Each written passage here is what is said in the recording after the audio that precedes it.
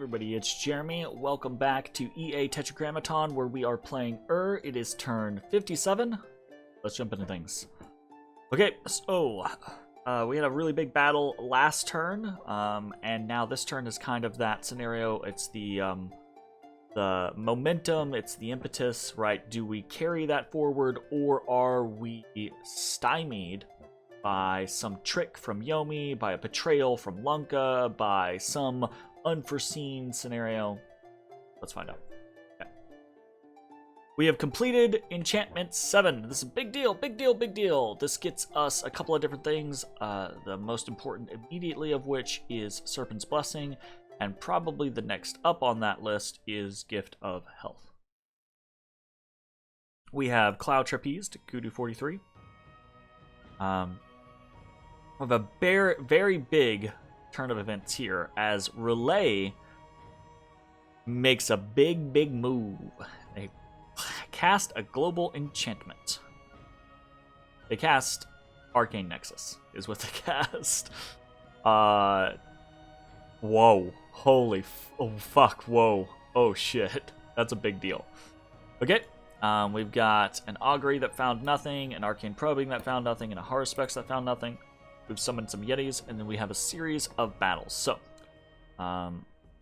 you can see here, we have our Gudu, who Cloud Trapezed in, and there were no, as I kind of suspected, there were no commanders here.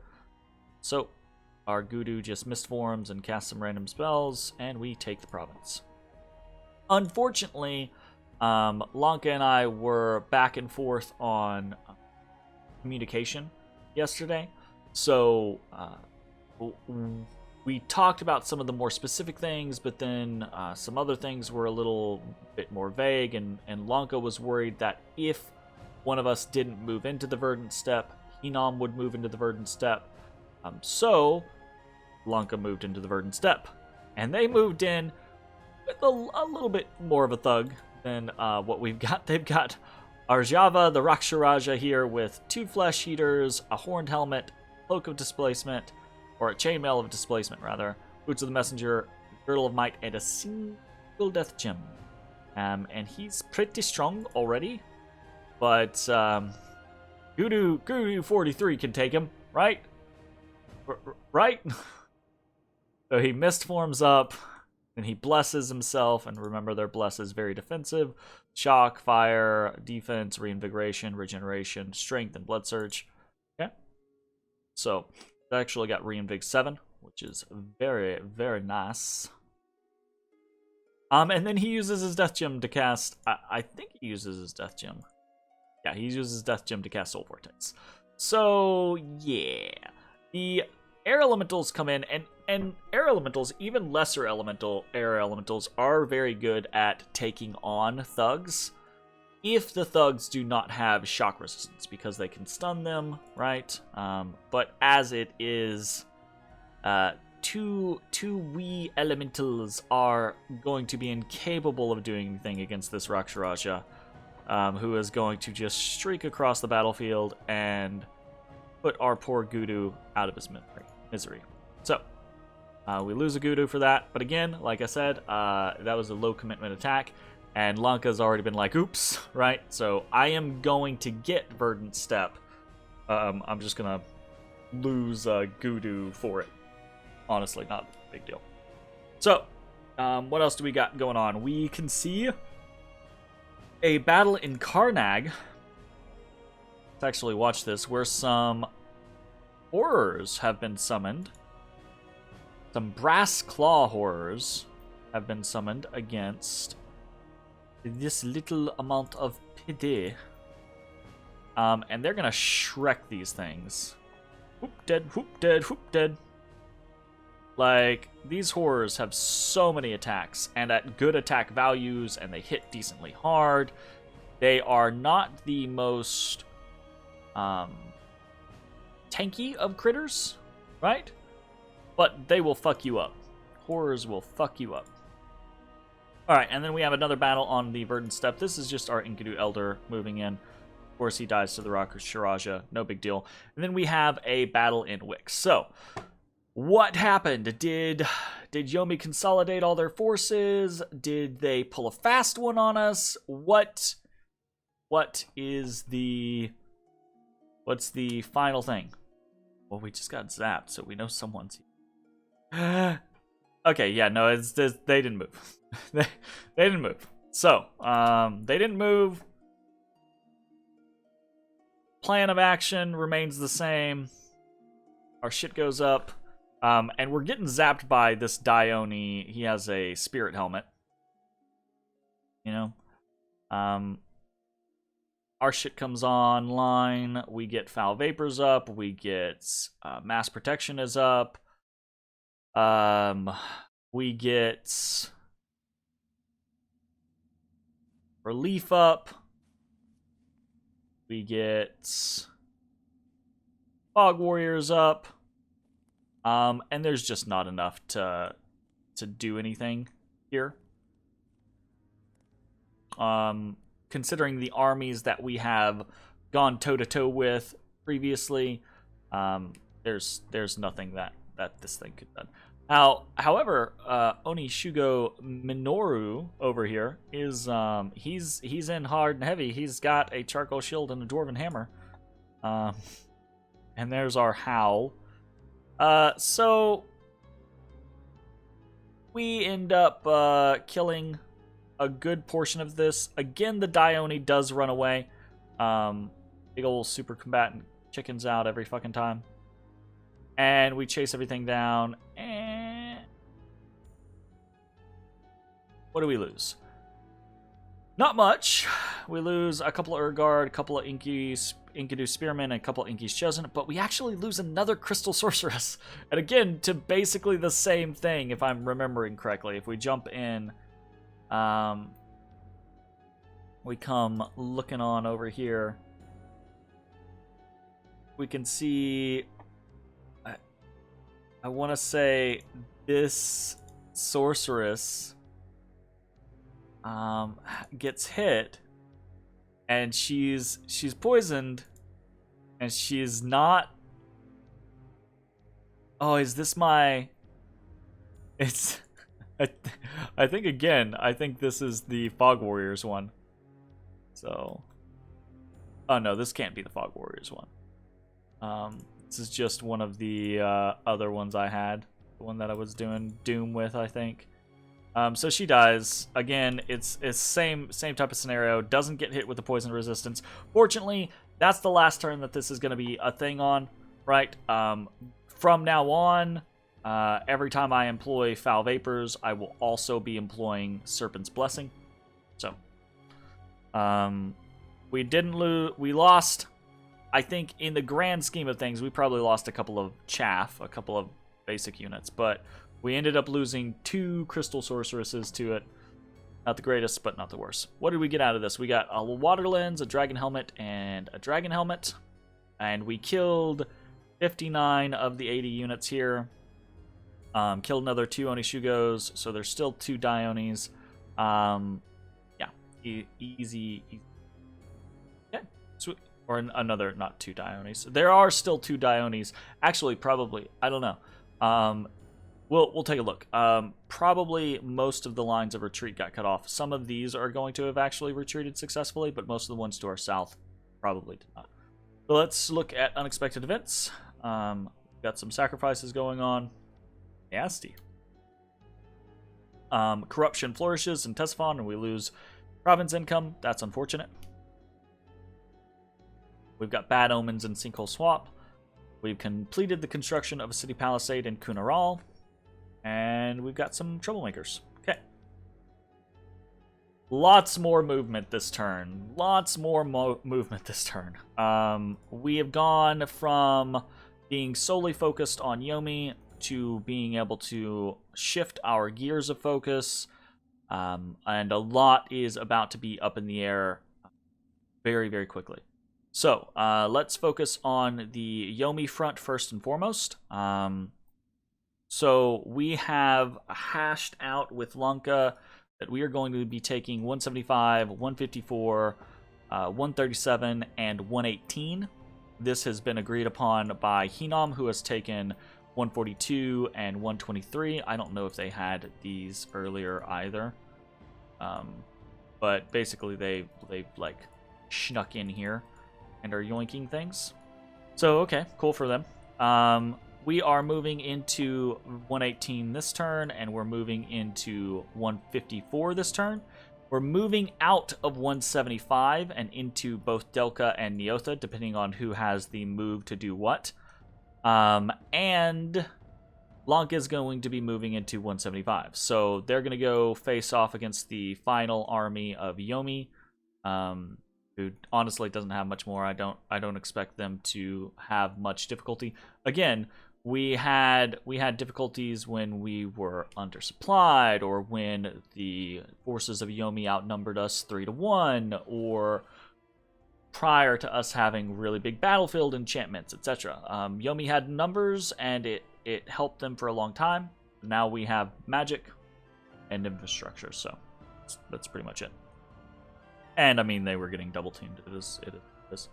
So, in the next turn or two, all of this Yomi scenario is going to be done with, at least as far as we're concerned, and we will be marching forward. So we're sending Isham 1 down to Verdant Steppe to take it. We're actually sending Elder 11 up into Pharaoh Woods, and part of our force is fast enough to make it to Neotha, where we have a labyrinth, not a labyrinth, a laboratory.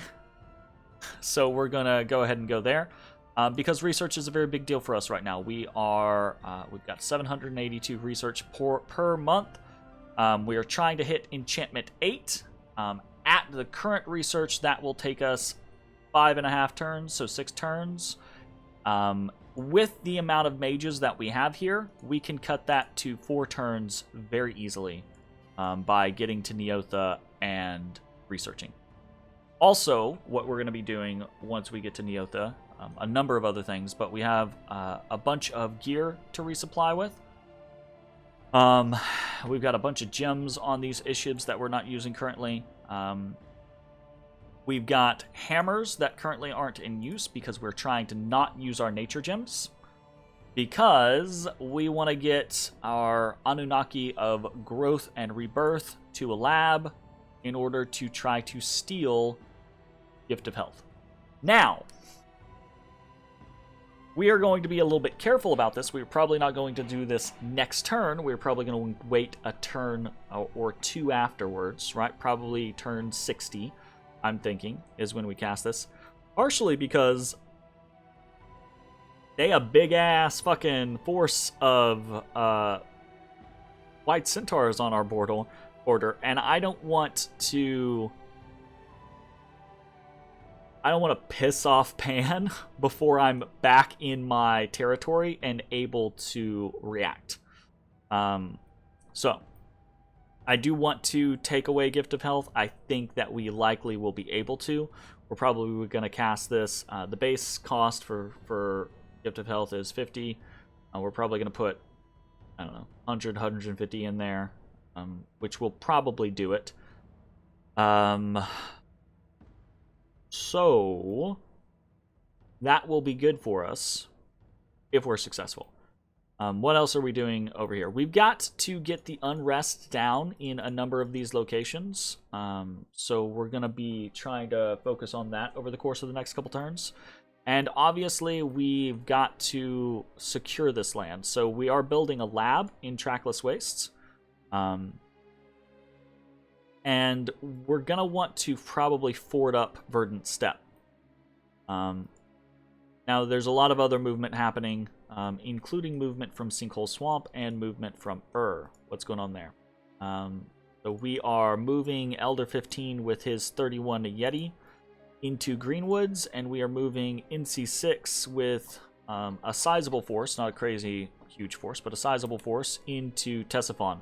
Why are we doing that? Well, we're doing that because Femoria has, we've talked about this previously, Femoria has kind of been staling off and on, hasn't been very active, and apparently Mictlan is attacking them. So Lanka and I have been talking about the concept of potentially attacking Femoria anyways, because it's probably something that we could just, like, push pretty hard and sweep over them. But if Mictlan is attacking them, then we need to do it sooner rather than later. I, at the very least, would like to take Tyrannia, Shambolic, and probably Glistening Dew Forest, right? I'd like more. I'd love to... If this was just a matter of between Lanka and I would basically give Lanka this stuff, right? If I could yoink this stuff. Because I'd love to be able to connect Verdant Steppe to my Southern Empire via an actual land route. But, see how it goes. So yeah, they're moving in that pattern in order to be able to respond and apply pressure quickly. We want to be able to... Now, we might actually have to wait a turn, but it's okay. It's not a big deal. So, if we move into position and we have to wait a turn, that's okay. If we're good to go next turn, we're good to go next turn. We are also moving Ishibs from Agartha and Perenna into Eol. And they are kitted out with rings of water breathing and water bracelets and a bunch of water gems. And they are basically set up to summon water power and summon 2 water elementals. So they're going to be hitting Alluvia, and then they're probably going to jump into Trackless Wastes, and then they're going to hit Green Waters. And I think it's likely that, oh goodness, that'll be enough, right? It's likely that 10 water elementals will be more than enough against these Marrows, and that 10 water elementals will be more than enough against 6 Sea Trolls. So that should be fine. If it's not, we'll find out, and if we bounce, no big deal, right? We are starting up some blood hunting in Bell. We are continuing to recruit some scouts where we can. Our treasury is a little tight right now. I really would like to get Verdant Steppe conquered, because that's going to add a nice hefty bonus to us. It'll also do better when we actually get the unrest down on Delca. Delca's a pretty decent province. And if we are taking stuff like Tyrannia and Shambolic and some of these other provinces pretty shortly, in combination with the stuff that we've yoinked from Yomi and what we're going to be able to pick up in between the basically still independence, turn 57 still independence. Right, part of that's my fault, obviously. Then that'll be pretty good. Arcane Nexus, that's an issue. That's a big fucking issue. Arcane Nexus gathers astral pearls equal to 1/4 of all magic gems used for rituals and for forging. Fuck me, man. So we can't really do anything about Arcane Nexus. For one, we just don't have any fucking astral pearls. Just goodness gracious. I don't... Got a painted cave. This is +1. I want this. This is why I want 175 for no other reason than an additional astral pearl. Oh, so weak when it comes to astral. It's driving me insane. It's legitimately driving me crazy. It's breaking my heart and driving me crazy. But there's not really much we can do about it. It is what it is. We're going to be doing some transformation in Wick shortly. We're trying to finish up our infrastructure, specifically in Ctesiphon and Kun Aral. We will need to make sure that we get a temple over here in Trackless Wastes. Mostly it. That's what's going on for the turn. We're doing a whole lot of forging, but as you can see, we're actually not using all of our hammers this turn in in particular, because all of my ishibs are either on the march, forging, or casting. And I could do some, I could have these Salmes or Intus be forging instead, but I actually am more worried about research at the moment. I want to hit enchantment 8 in 4 turns. And that's going to be tough if I'm not researching with almost everyone that I can. So I try not to do this very much. I try not to do... Having more hammers than you're using is not an efficient investment, right? But we are utilizing these hammers. It's just right now we're in a situation where I need to save and just pop a whole bunch of nature gems at once. So we're going to try to do that. We are going to have to be careful. A lot of our forging has been focused on water, and we have a good water income, but it's not an amazing water income. So we are starting to dip down compared to where we were. I don't know, 15 turns ago, we were at nearly 200 water gems. So that is something to be concerned about. That being said, though, we are probably going to pull the trigger on death after we do enchantment 8.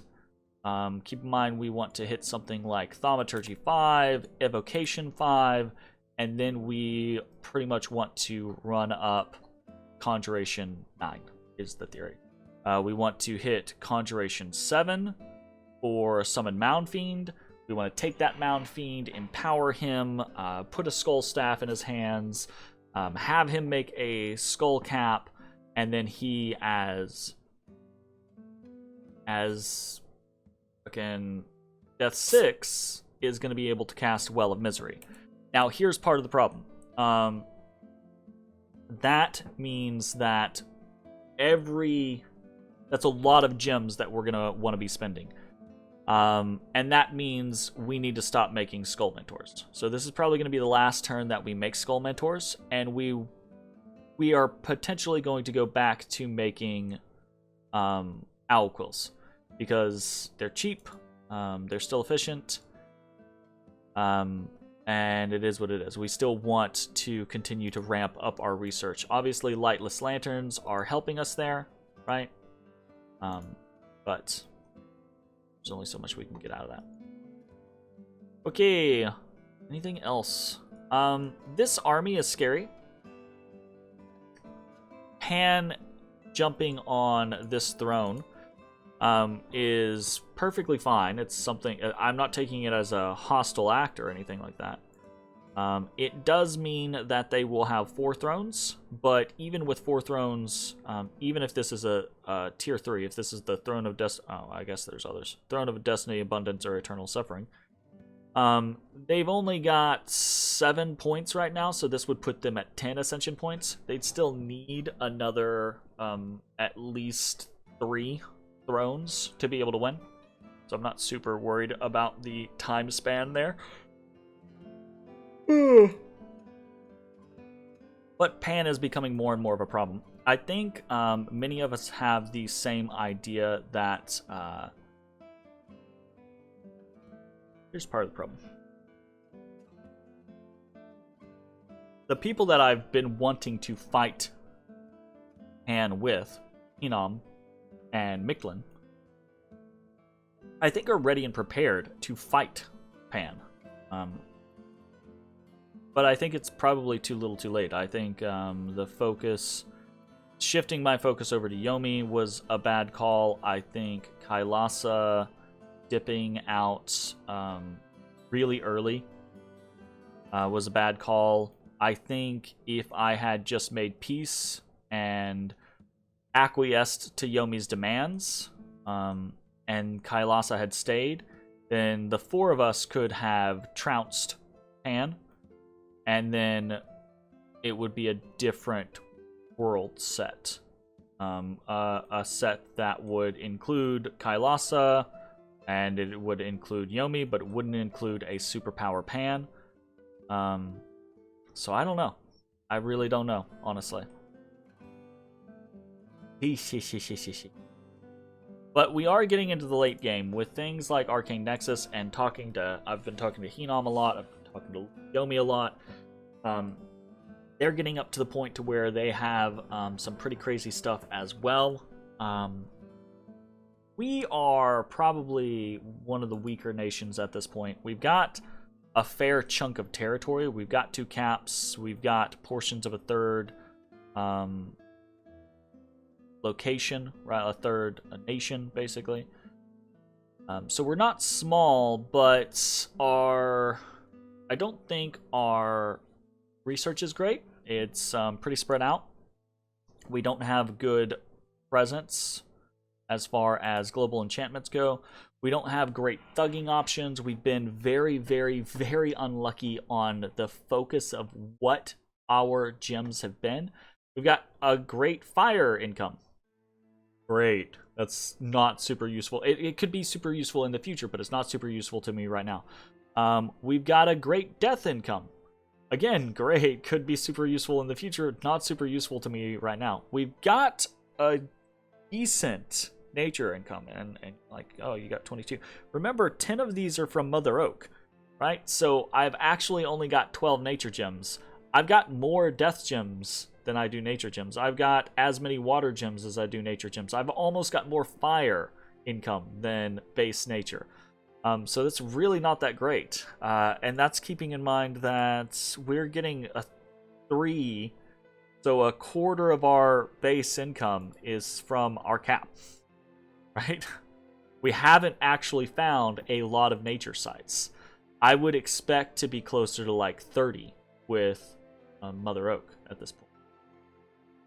But the absolute abysmal, the worst is not having any astral, which means that we don't get to do anything with Apkalus.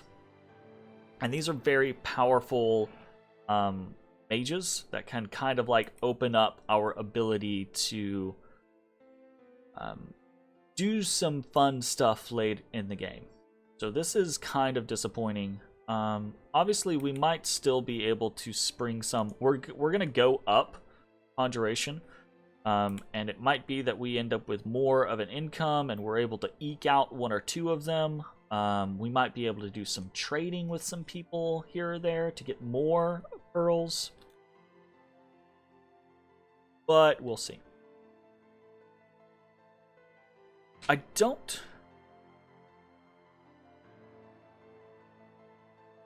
don't know if this game has a cataclysm.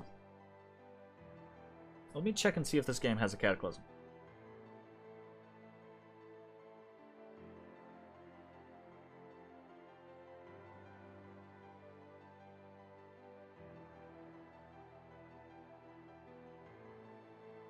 It does not. It doesn't have a cataclysm. So it's possible that this is going to be a very long game. If we're able to consolidate in Yomi and we're able to turn on Femoria and get a nice little portion, get this throne in Javal Kish, get these water provinces, maybe get this throne over here in Titan's Breath Peaks, we will have a nice little chunk of territory. And as long as we don't just get blitzed down by 2 or 3 players, we might actually have I don't know that we'll have a good chance to win, but we might have a good chance to be a global player far into the late game. But to do that, we're gonna have to secure some sort of presence. And I think the only way we really are going to achieve that with the hand that we've been dealt is to take Gift of Health, to get Well of Misery, and to use tarts. I think that's the only route that we really have to a late game success at this point. So that's going to be the generalized game plan. We'll see how it goes. Fingers crossed. See you next time, everyone.